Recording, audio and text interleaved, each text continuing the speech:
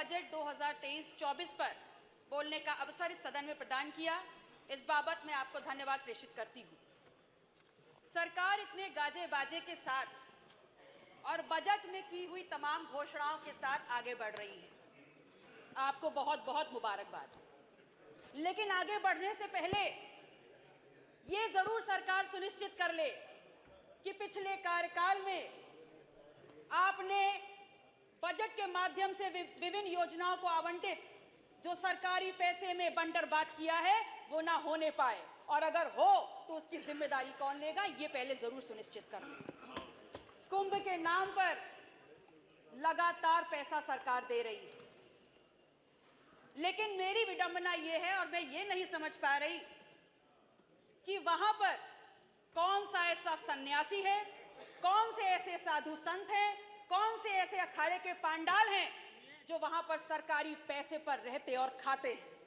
हमारा ये सौभाग्य है कि हमारे प्रदेश के मुखिया माननीय योगी जी स्वयं नाथ संप्रदाय से आते हैं। मैं नेता सदन से पूछना चाहती हूं कि यदि आपको ऐसे किसी सन्यासी, साधु संत, अखाड़े का नाम अगर याद हो जो सरकारी पैसे पे वहां रहता है तो मुझे भी बताने का काम कर दे। मैं आपसे कहना चाहती हूं कि आप स्वयं जानते हैं और आपसे भली भांति कोई नहीं जानता कि आस्था दिव्यता का प्रतीक होता है, और आप उस दिव्यता को भव्य बनाने के नाम पर अरबों खरबों पैसे देने का काम कर रहे हैं और खुश हो रहे हैं।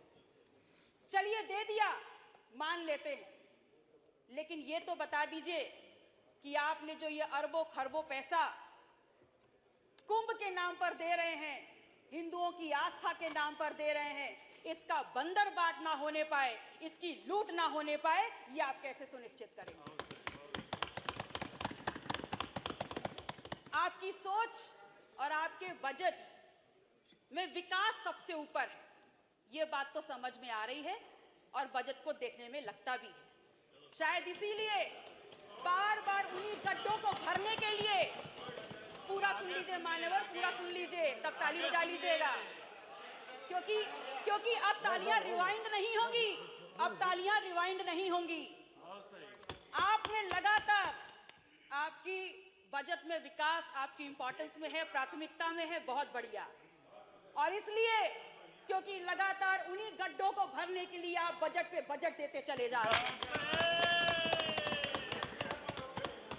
तो मैं माननीय मुख्यमंत्री जी से कहना चाहती हूं कि आपके आसपास ही बैठे होंगे कोई अपने ही होंगे जो पिछले कार्यकाल में अपने गाल बजाते हुए बोल रहे थे कि 100 दिन में गड्ढे भर देंगे, 100 दिन में गड्ढे भर देंगे, और फिर आज पुनः वही गड्ढों में गड्ढे भरने का काम हो रहा है। तो मेरा प्रश्न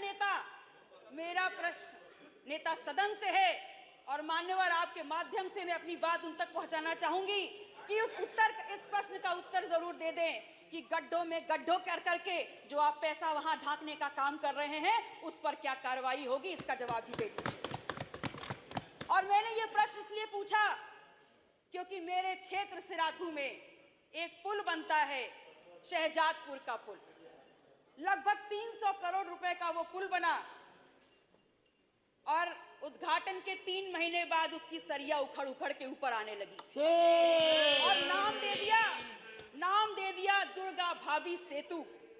एक ऐसा महिला का नाम दिया जिन्होंने अपने गौरवशाली योगदान की वजह से इतिहास में अपना नाम दर्ज किया, और वो उनके नाम पे होने के बावजूद 300 करोड़ का पुल 3 महीने भी नहीं चल पाया। अगर नाम देना था तो मेहुल चौकसी का दे देते, नीरव मोदी का दे देते, गौतम अडानी का दे देते, दुर्गा भाभी का क्यों दिया? अगर दुर्गा भाभी का दिया था तो कम से कम उसकी क्वालिटी, उसकी गुणवत्ता तो इतनी मेंटेन कर लेते कि कम से कम उतने साल तो वो चल जाता जितना पुराना इतिहास दुर्गा भाभी का है।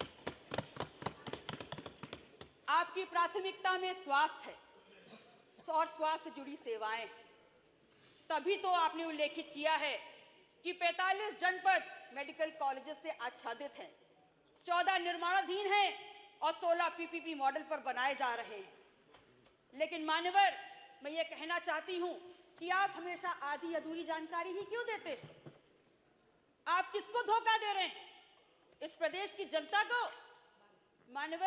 माननीय विधायक जी, पब्लिक है, ये सब समय पूरा 5 मिनट। ये सब जानती है। बहुत सदस्य है, सभी का नाम आ जाए ना, सभी का। इस प्रदेश की जनता को सांस लेते जीते जागते काम करते अस्पताल चाहिए, मुर्दा खोखले जर्जर भवन नहीं चाहिए। माननीय विधायक गौरी शंकर वर्मा जी, तो आप माननीय विधायक गौरी शंकर वर्मा जी, आप एक विधायक एक अस्पताल बनाइए, लेकिन उसकी गुणवत्ता ऐसी हो जहां 5 से 10 हजार मरीजों की सेवा हो सके और उनको उच्च कोटि की स्वास्थ्य सुविधाएं मिल सके।